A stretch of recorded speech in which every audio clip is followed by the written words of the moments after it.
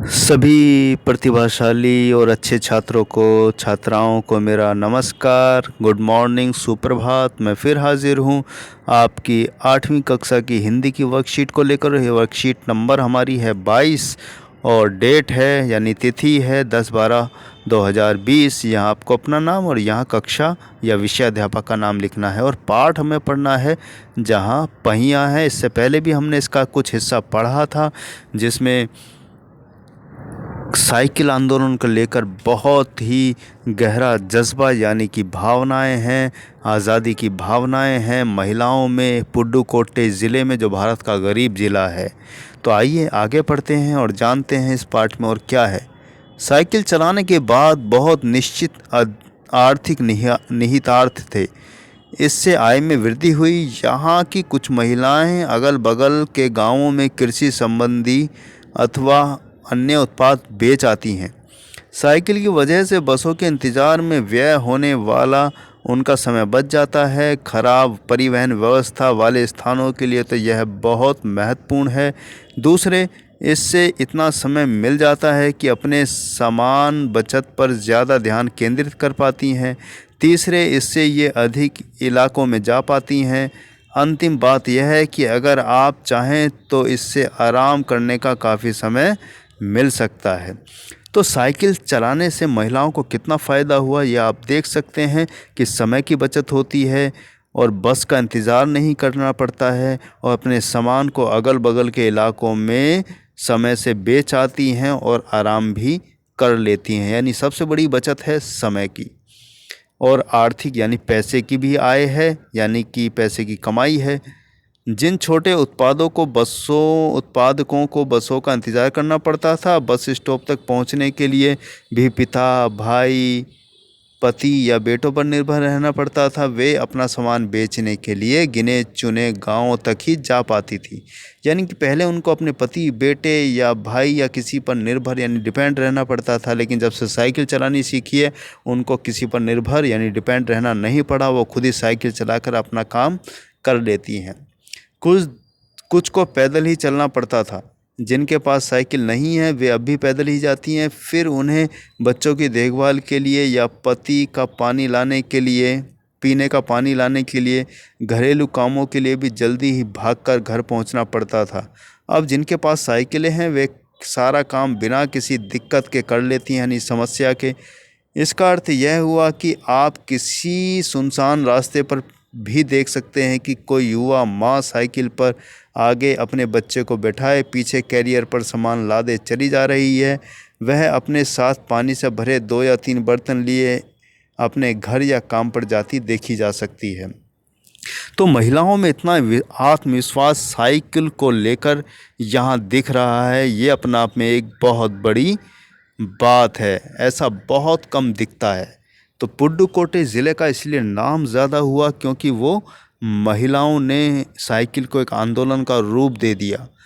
और ये बड़ी बात थी कि उन्होंने आज़ादी महसूस की, आत्मनिर्भरता महसूस किया, आत्मविश्वास महसूस किया।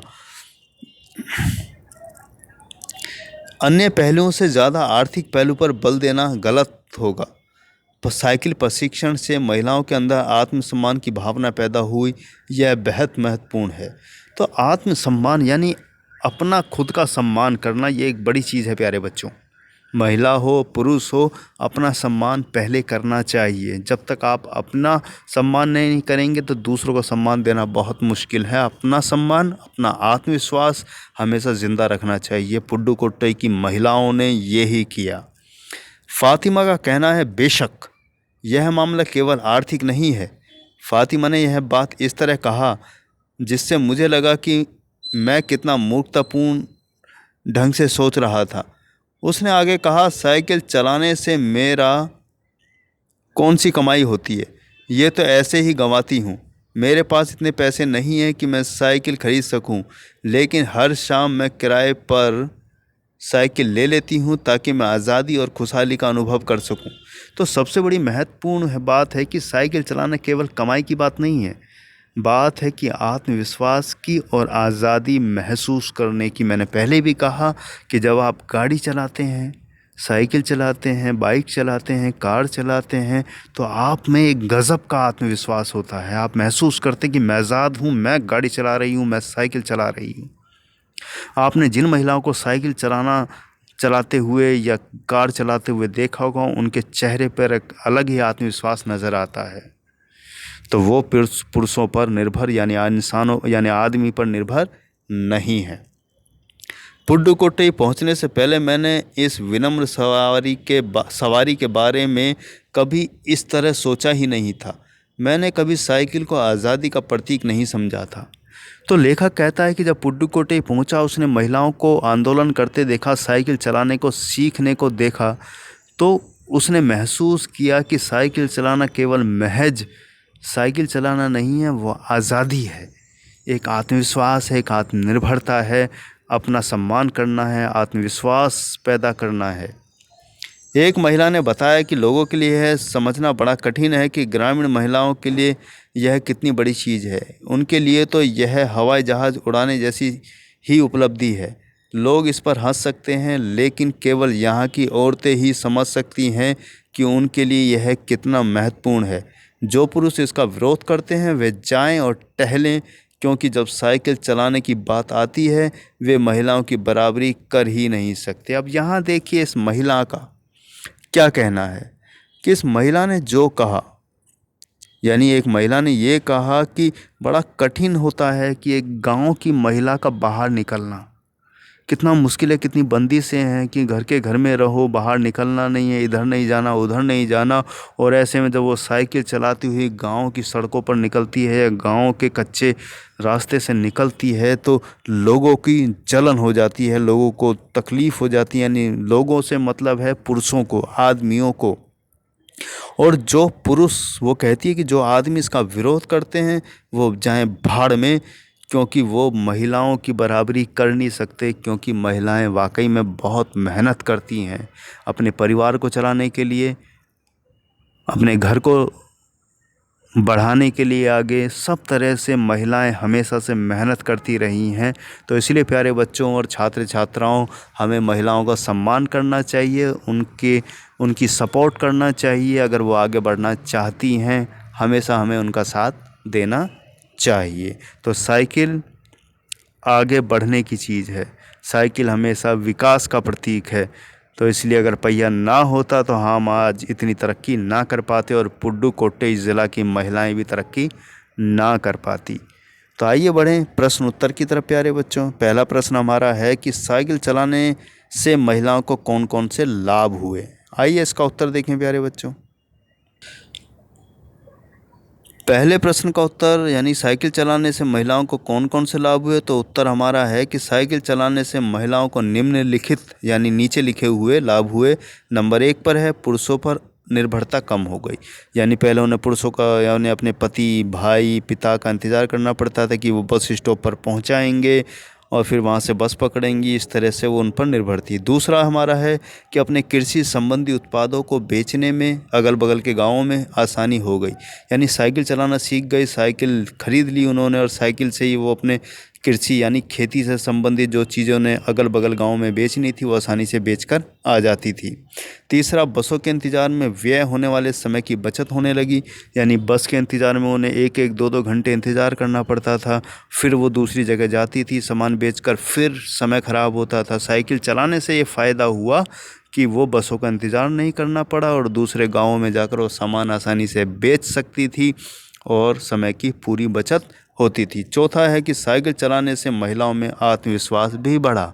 तो प्यारे बच्चों, सबसे बड़ी चीज़ थी कॉन्फिडेंस, आत्मविश्वास। तो साइकिल चलाने से पुडुकोट्टई की महिलाओं में आत्मविश्वास बढ़ा। और शहरों में भी आप देखें तो जब बाइक और स्कूटी वो चलाती हैं लड़कियां, तो अपना आप में बहुत बेहतरीन और अच्छी लगती हैं, उनमें एक कॉन्फिडेंस नज़र आता है जो कि हर किसी को अच्छा लगता है।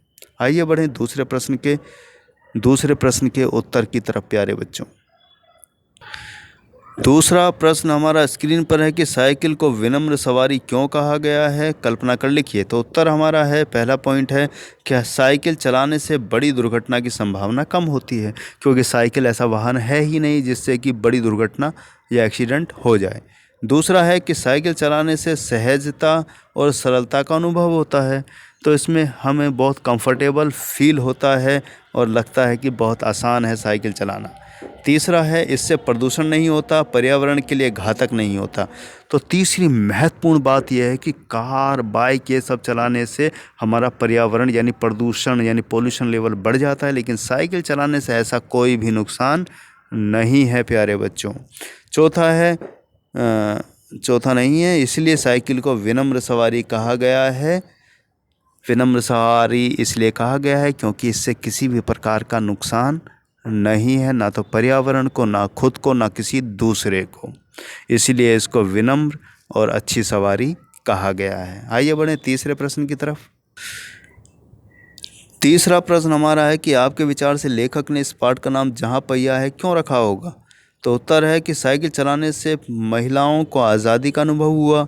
साइकिल आंदोलन से महिलाओं का जीवन गतिशील हो गया। जिस तरह पहिया एक गतिशीलता का प्रतीक माना जाता है, साइकिल का मुख्य केंद्र पहिया होता है। इसी कारण से लेखक ने पाठ का नाम जहाँ पहिया है रखा होगा। तो महत्वपूर्ण बात है कि साइकिल में पहिया ही मुख्य होता है जो आपको आगे तक ले जाता है, और पहिए का आविष्कार का मतलब भी हुआ कि विकास। आज अगर ट्रेन ना होती, उसके पहिए ना होते, तो सामान इतनी दूर से इतनी जल्दी दूसरे देश में या दूसरे स्टेट में या राज्य में नहीं पहुंच पाता। तो साइकिल और पहिया आगे बढ़ने का, गतिशीलता का यानी विकास का या डेवलपमेंट का प्रतीक है। इसीलिए लेखक ने इस पाठ का नाम जहाँ पहिया है रखा होगा। आइए बढ़ें चौथे प्रश्न की। चौथा प्रश्न हमारा हो कि जिस प्रकार से साइकिल को सीखने से ग्रामीण महिलाओं को काफ़ी लाभ हुए, उसी प्रकार ऐसे किसी अन्य कौशल यानी कार्य के बारे में लिखिए जिसको सीखने से ग्रामीण यानी गांव की महिलाओं को काफ़ी लाभ हो सकता है और कैसे। आइए इसका उत्तर देखें प्यारे बच्चों। तो चौथे और अंतिम प्रश्न का उत्तर हमारे सामने है कि ग्रामीण महिलाओं द्वारा ऐसे बहुत से काम किए जा सकते हैं, जैसे कि सिलाई, कढ़ाई, बुनाई, हाथ से बनाए जाने वाले सामान आदि, जिनसे उन्हें लाभ हो सकता है और वे आत्मनिर्भर हो सकती हैं और आत्मविश्वास से भर सकती हैं। तो आपने देखा ही होगा, गांव क्या शहर में भी जो छोटे छोटे इलाके हैं उनमें लोग कढ़ाई, बुनाई, काज, बटन, इस तरह के कई छोटे छोटे कार्य करती हैं जिनसे वो आत्मनिर्भर होती हैं, आत्मविश्वास बढ़ता है और पुरुष के भरोसे नहीं रहती, वो अपनी कमाई खुद कर लेती हैं और परिवार को भी चलाती हैं।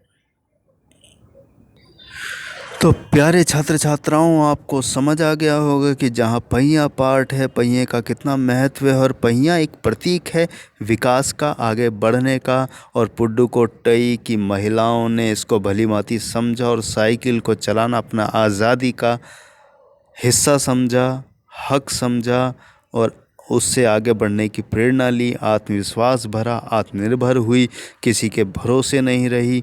और महिलाएं हमेशा अच्छा करना चाहती हैं, हमें उनका साथ देना चाहिए क्योंकि वो हमेशा देश का, परिवार का, सबका भला चाहती हैं। इसलिए हमें हमेशा महिलाओं का, अपनी बहन हो, बेटी हो, माँ हो, कोई भी महिला हो, उसका साथ देना चाहिए, उसका सपोर्ट करना चाहिए, क्योंकि जिस देश में महिलाओं का सम्मान होता है वो देश हमेशा तरक्की करता है। तो इसी के साथ मैं लेता हूँ विदा, मिलता हूँ अगली वर्कशीट पर। तब तक के लिए बहुत बहुत शुभकामनाएं। अपना ध्यान रखिए, हाथ धोते रहिए, मास्क लगा कर निकलिए, भीड़ भाड़ में जाने से बचिए।